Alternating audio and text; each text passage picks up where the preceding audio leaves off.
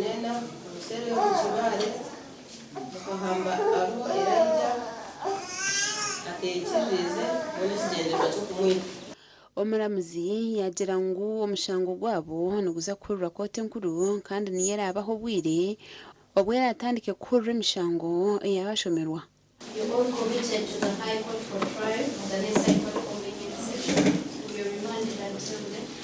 Atenzi kote yabasiriko mu kote nkuru niyera ahura emishango yanyu kandi niyera abaho bwire emishango yanyu wera ahura. Crete Natkunda nyina wa Elijah Aruhu wayisurwe na John Mugenye ishe wa Miron Ainembabazi nawo wayisurwe bashaba bashatwaba okuhewe ekifubire kibashemerire ahubwo kwita abana babo. Kandi ninye nyina wa mwana ariho Elijah ubayisire bakakoma mu kitenge bakatamo amabare bakamunago mizi kunganya ngo kukoti yasharamu kubatwara mu high court nabanisha bakoti nkuko abantu babayesharire mune mitima yabo kuyita abantu bakabanago mizi nayo koti ebashade kubure kishikira Mwisho umwana ubayisira Ainembabazi Meroni akurugira nkuko ekanisa yaramukozesa nko mukozi wayo nkabantu abamazima abo barajya ngo bamazima kandi ubwo bagiye nkozi zenshi zabibi bakayikasha yo kumwita nyuno benda sha ngo government irebe iki ekanisa barajya ngo yamazima kandi inyisi y'abantu abantu abo barebe kibaturaga barakora bito turari n'abashabi baba fefubiro ikibashemerire Gasha kwa Anita Tukunda. Webere Anita Atukunda. Omwezi wa RDC wa Mtoma District Umaru Muhanguzi yaragira bakachiko akarukararwe Parish Development Model Sacco kugariza abantu 258 sente zebituga ezubabihireho akachika karuho kona hona karagirwa okukwasa hanse bikwato baronde kandi bwanyuma yababire baruho okwehindura mu bakondo. Michael atwachire ainebirukira ebigambirwa ha mukoro gwo kubugana ba memba ba Sacco ya Rukararwe PDM Sacco aho kishanjiro n'chairman wa PDM kandi chairman wa NRM ahawe gombora ya Katengo muri Mtoma District na yaha abantu ebituga kandi no kwizuza fomu na biya omutwaro gumwe kandi ka kutandoka jejuriza torufuna na 10 abantu bafite urubanza okubyaho umutwaro kwizuza fomu cya kabiri abayizirize fomu ukabimbe sente namazima nangatumazima abantu bafutaho urubanza mwena abantu amuhire n'abantu 58 ezo ni miliyoni 258 mutwara uya mwaba utarayizirize n'abantu kamakumi 5 mwena ukatwara miliyoni 2. Omwezi wa RDC agarukire yaragira kamasho officer habwa Mtoma District okweta urukiko rwaho naho okushenya kachiko abantu aba bagira ngo nakashuma namazima nangatumazima nambwe no bambashabo muna no kiyo kagire ki nanye nicyo kwenda mwanya dogereza PDM parisitifo mugasho gwawe no kugaidinga komite konkati no shangu ni yeri yone kugaidinga hagire cyashoba mungu ni system bafugambira ine kuza district oma computer bakachindura takubehine chikurema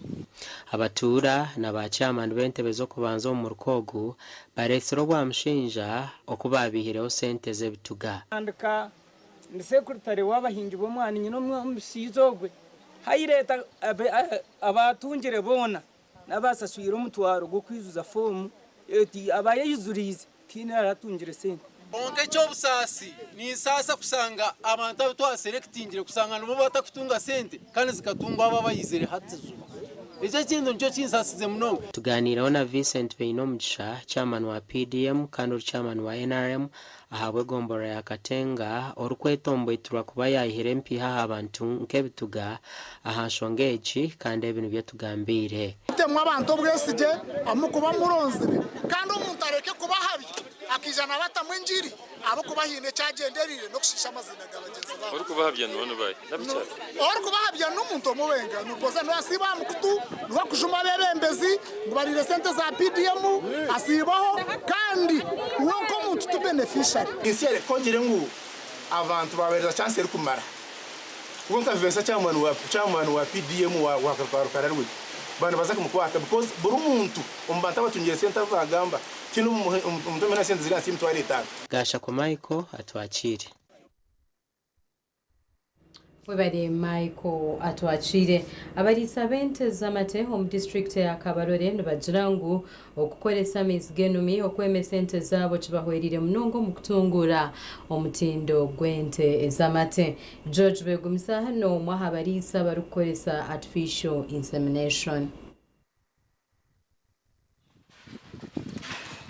George Begumisa okurugoma district ya Kabarore no mwahabarisa bente z'amate abatungwira omutindo gwente zabo obwarukozesa artificial insemination kandi encourage ne yambo muri so kutunga ente za rukwenda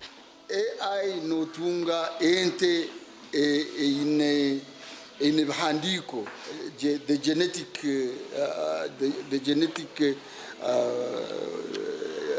the genetics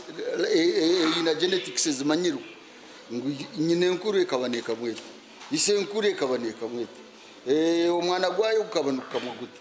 ate ibintu bitukubantu wenda osange no jagulente itakwalita ibire itakwalita isatu ero kwalita kama kumyana ekero ekirungi cha AI kirengo ngo mulingo ogutwine ninga ogwanguhi ogukushanga kufama na basa kutunga ente zorulyo kwarabe birainente ero kamariti 5 abase improving argariti 5 abase kuzaza ente ero kamariti 15 20 30 abo kubantu leta ente kuzirabe ziriye z'amate usanga ngo nizikamwa amate mingi abo kuba ente zituru kureta hano ya ente starting ningasi ero kamwa mpora yebani kamarita 85 nagira ngo hafamu ye ente ziri kubana zenda kwema no shanga ziri kutembe zindi nekugambira turi nyenda kwema netembende nekugambira tatu tukundora ninyenza kwema yangu hiyo ndetere nini rundi yangu ya hotel mwa teke mwa maiza yo yonka ni kugambira hariho zina silent hate bitanazo tuzidetectinga abokuba negende ne tandika ahamkera na tandika kuba red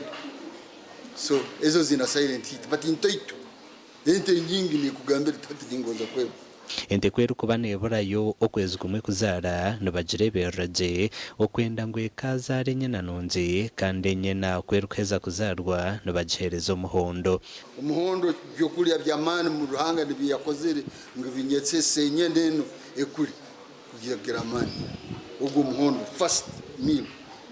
nibakwita umuhondo itumurto nibakwita umuhondo nukwe that is the best meal, the first meal which you feed in the first 6 hours. Then you go feeding it for another 2-3 days. But the first meal noreka ne yonka ne guta habwayo Begumisa nagira ngo ente kweri kusyo bwire bwo kuzara nabagihindura habyo kurya okwenda ngo cyuhwere okuzare ina mate mingi ente zona zabazina mata mingi nashobora ngo murisa ashemerire kuronda mizi genumi agente etari kuteganisibwa burwire na ne yamate mingi simene enunji ne okushanga ngo ente okuzara kwayo kurukuta ente amatigaye ngingana mengi ente okuresistinga oburwayi how is it? It's okay. Ente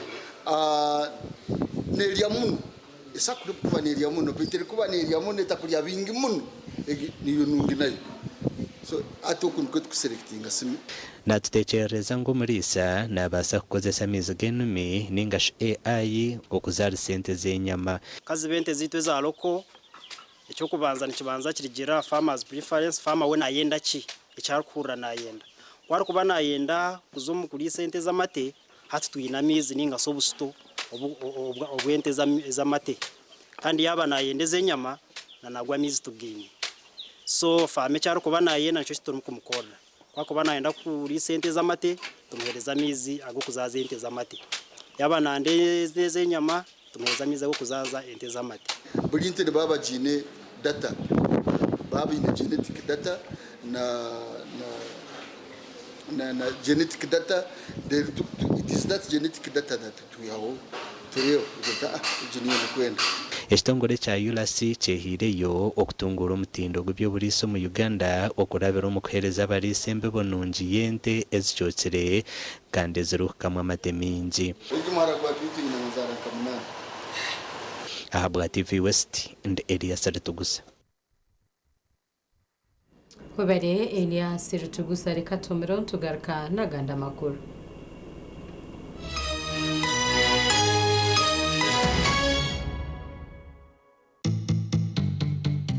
Orwo kubanza again ninyenda cyari temba warning n'abantu bakutureba pain nebetaruho abantu binata kushasha azimbire kanzimbire nenji then of course koko mara chamara kurugaho wajeto mwara hari shaga moja yacu kondro yacu twaro mbisye ameno umutima immediately no stopping aho kama kumyasha tunobo waya kwiro mutonzi wakwanjire so pain nebetaruho no kuzimba kura kweyongera buri shaha ni kweyongera buri shaha ni kweyongera watandika mukasheshe kungana amaguru gona hati gazimbire neberi Kurote yo mbihaha nekira kureto kwisya kubi. Kandi ojuke muna kugira ngo wiro bwinji kurote zo magune zo munda nzende rombihaha. So kurote yo mbihaha nereta sudden difficulty in breathing. Wabo tineshonga all of a sudden tandika kwisya kubi kurondo muhihaga mu mpereza oxygen njandi mansangu echi cha kurote cyaje yo munda ningo mu maguru cyatambura chazo umutima akoshega mnebazo umutima. Mutima guciho gucamo sindika sindikomya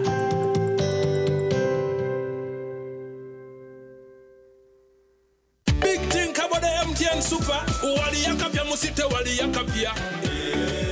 wali yakapya MTN kabode super mustairo mpya vibe mpya then you kabode smartphone ne byakabibyonna wali yakapya MTN kabode super mustairo mpya then you kabode smartphone nebya kabibyo yatungire kabode super esimu ya smartphone lero tungeza GBs 16 zabusha tandikana deposit y'emtware na networka lero zindo zishashure mpora mu bicweka buri izoba uri kushashura sente ziri hansi ya shiringi 10 nobasa kushashura buri wiki nare buri kwezi kiriyahariwe turi hamwe amashemerero gito tigine kizivira amateka n'ubushunshurece nibukuratirwa MTN nerebero Uganda Communications Commission.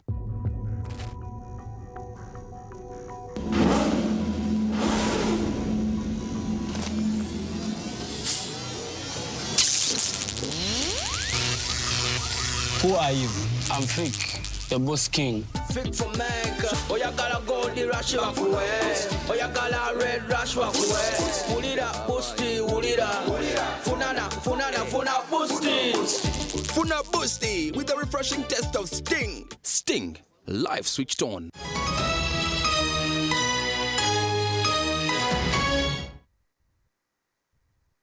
Kayum kahumro entebekanisa zokinjira Nkondo Senior Secondary School omuribanda kuba area seed schools ziriyo nizigenda omumisho kwera okutungura ebyobwegyese omu district age omurimogu nugwija kumaraho biliyoni ziri kurenga omuri 2 kandi Timothy Mshabe aine birukukiraho. Nkondo Secondary School neshango muri Gora omuri Ibanda kandi noroma amashomeri gani 16 mu ihanga agarukuza kombekwa gakaza harurengo rwa Seed School kandi ntebekaniseji eyesurwe Uganda Secondary Expansion kandi erukwiza kumara amezi 10 okutandika n'ijoberi ubu twatongoza okombeka irishomero bana ba ministry batuletera contractor kitwa ba district twiza n'aba ministry officials na contractor kubereka ahe bakuza kombeka second bridge omuri Nkondo kandi muri Gora Town Council. Nkondo Seed School neja kombekwa biliyoni 2 hamwe na miliyoni 5 kandi government ekwatanise na World Bank okureba ngo amashomeri gani 16 gaza harurengo rwa Seed School nkaga na rumwe gahunduzubwa na nokutahwe emyanya 73 eyo kushomeraho iza kuba erimu ebizimbi nyamwingi aho harimu class 8 nicyo barirwa ngo buri class maybe senior 1 neza kuba in streams 2 so senior 1 senior 4 nicyo mayisangwezo ni classrooms 8 nyina amagombora mukaga kandi amagombora 5 gabire gine secondary school ya government buri gombora gine secondary school ya government egombora ibe nsigize tine secondary school ya government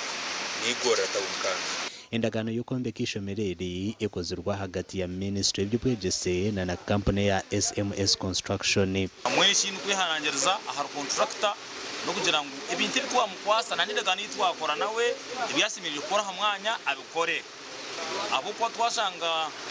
turimo kubuzabuza tuza kwisana naco ku ofisi ya president amakuru agagasha kwa Timothy Mushabi okora umurimo ogwo kutekatechera abantu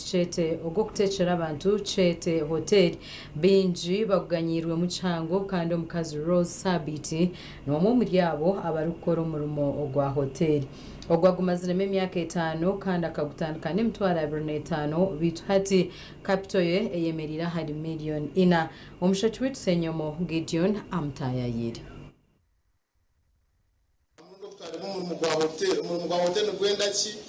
Captain Neha oshimo kuboshomere natushomere kanya chire Rose Sabit anje kutuganirira amazina yege nyine uzarwa imyaka umurimo gabutancheriare ebituko Rose olai bachiri wese tugamira amazina gawe utwire mu kamera ugamira mu gwawe amazina ganje nyine Rose Sabit alukuzarwa Rutoma Kizubera Kashari Mbara district imyaka ni imyaka 25 Hoteli maziremu emyaka 4 hoteli nduremo ibintu byinshi kandi umurimo gwanjye ningwe nyumiriza mu munonga akamfunira nimbasa kwerebera ungiza kuza street ngiza kushaba abantu abinyo umurimo tubagubara mu magezi wakanyoni nk'ikitiwa kandi kubasa kundebera undise kurebera kamere yanjye tugamba umurimo ku myaka 4 kwakutandika n'umwe gwo muri bakigo sa kwenda kutandika kubankiyo umurimo cyo ino kubanza no kumarira akaruma ibintu byinshi challenges ni nyinshi akuwo kutandika kwenda kutanguhi cyo ino kubanza kumanya no kufuna wese kabulo marize mazimo kamarira abokuba bakastomers bonka bakuletera wabutira tubambi nobasa kutomera customer olebe cyomu takukibara mu magezi umyaka ejo ukatandikota ate warekaka nkatandika mpola emitwaro kama 10 ogula flask emwe ogula sahani 3 ogula mweno tanchawo hani otikopo chitoche chumwe nofuna bakasitoma bashatundi byanga nobiseza nokaka nofuna senta noyongeramu yaberia shatu ebana ebata hati kozi hati tukolano omabaga mwiza mutagire tuyeso motakaze mpaka wabo ine mikoro ngejo nonyetani tutekera akampara restaurant yo muteza tanko murumo amanyebizuki ebizibu amabanja customer no isobo ino tsente to tche area agenda nakumara wikata kize capital mkati ati cyo niyo challenge ya mani na challenge ngijo emhendo y'ebintu neyongera bwashesha mhendo y'ebintu ati cheza kweyongera enyamubeno guranga kumwe na 12 bazitabu kumwe na shitweka kuza kushobora customer tinyenda kongera ushinze bitano ikibazo gikizubu cy'amani konga no manya no kwatambora ushobora no kufuna kale okwatanisa na customer bawe umuntu nakwitsira akano chitoro akabeyi nchirigera umukoro gwina abantu bangahi nonda breakfast na lunch nonda lunch yonka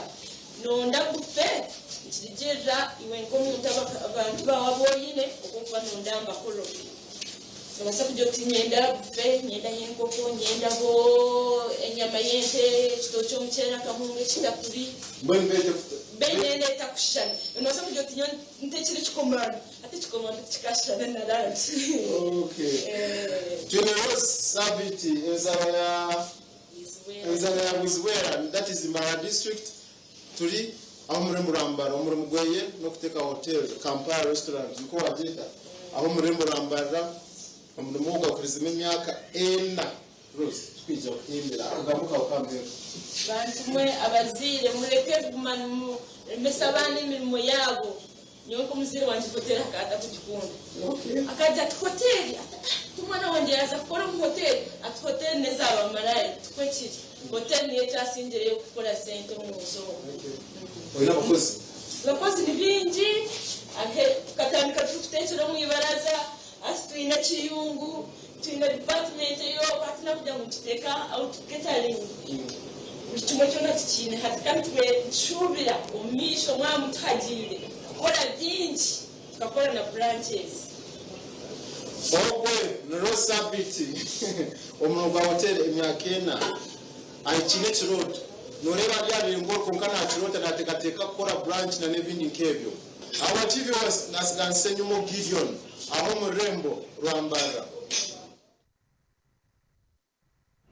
webarese nyumo Gideon makuru agebyemzano team z'amashomero ga senior okurwa mchanga ica Ankoleza yongera gukora kurunje mu mpaka z'emzano y'amashomero aga senior ya Uganda yoneza urukwindiro mu rubukedia reka turebe hebirukira timu za Ankole ziriyo nizikoraje mu mpaka z'amashomero za Uganda harime ya Bone Council Girls eine chikopo cha Ankole mu mpaka zo mpira gw'ebigere yasinga Achaba SS na goals zitana hargemwe okusikimiza nebiri erukusinga okurabaho kuzo mu ruzana rwa timu 32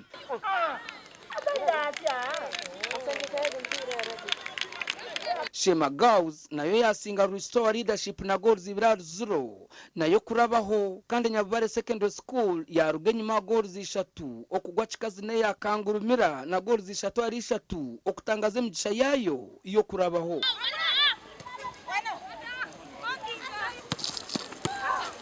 basketball Ntare School yasinga Kabarega nubwo 2022 kandi Nyakasura yasinga St Lawrence na nubwo 2021 konka St Mary's Rusoloza yasingwa Viva College na nubwo 2017 Flying Ambassador Kedia for the national tournament, for the national championship. Turarga kuzana timu ya Achaba SS from this side. Tutamanyenga kweninga na goals itanari yemwe. Recently tuzanire game itutawinga na goals 11 ya Rusa. So far so good hingambira twatopingire group kandi kirungi we are good to go. Ngaga yaza high school twaze mu Lweta Baluno. Olwenko mibiri abiri mutano na timu zinya era twazizenga twetegese bulungi nga tululedde okwenganga buli timu yonna gye tunasanga abahoki bazanye bulungi game yawe yasoose basobodde okugiwangula leero mu basketball n'olweggulo aba basketball nabo basobodde okuwangula games zaabwe bbiri gasha kwa Alozi yasibya mukama Kubera Logius byamkama reka tuhendere amakuru agihango tutyo agani ntujaga kwisi yosha ibizo mwebazyo mu makuru agacenjira nabantu babas charity reka mbendeze ihangwe runje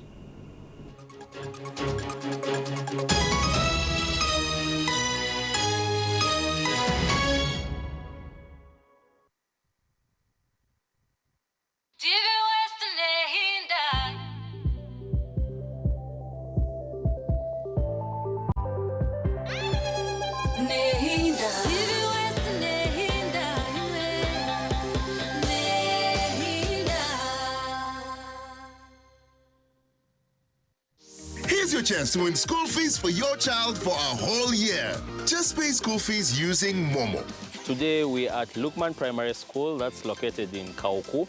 Bwerenga, right by the lakeside. We have a happy customer who paid for her daughter's school fees, Nuru Wanamuanguzi.